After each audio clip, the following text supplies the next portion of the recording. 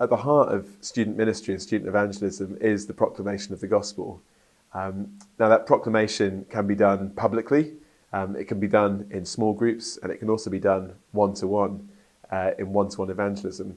And actually that's the model we see in the book of Acts. We see the gospel being proclaimed and communicated publicly through debate, through sermons and so on and so forth. We see small group discussions like in the lecture hall of Tyrannus in Ephesus, where Paul was for a couple of years. And we see models of one-to-one evangelism like Philip and the Ethiopian eunuch in Acts chapter 8. And where we see a combination of all three of those types of evangelism, the public proclamation, the small group discussion, and the one-to-one personal evangelism, or we might call gossiping the gospel, happening, we see a powerful combination which is most fruitful.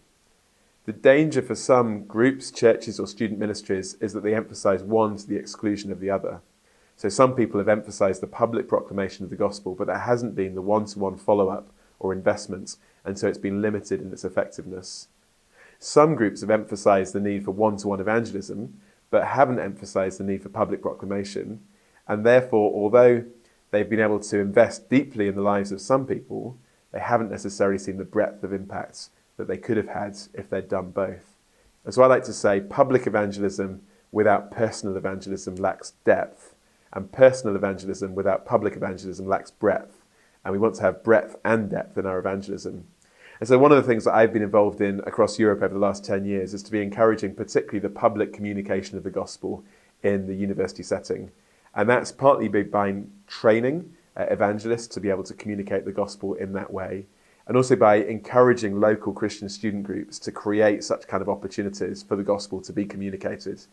And what many groups have found is that although they might be numerically small, they're able to do exponentially more than what they would imagine. And they can have an impact that goes far wider. And they can reach out to people that they wouldn't have met if they just had their own Bible study group or they just shared with their own friends.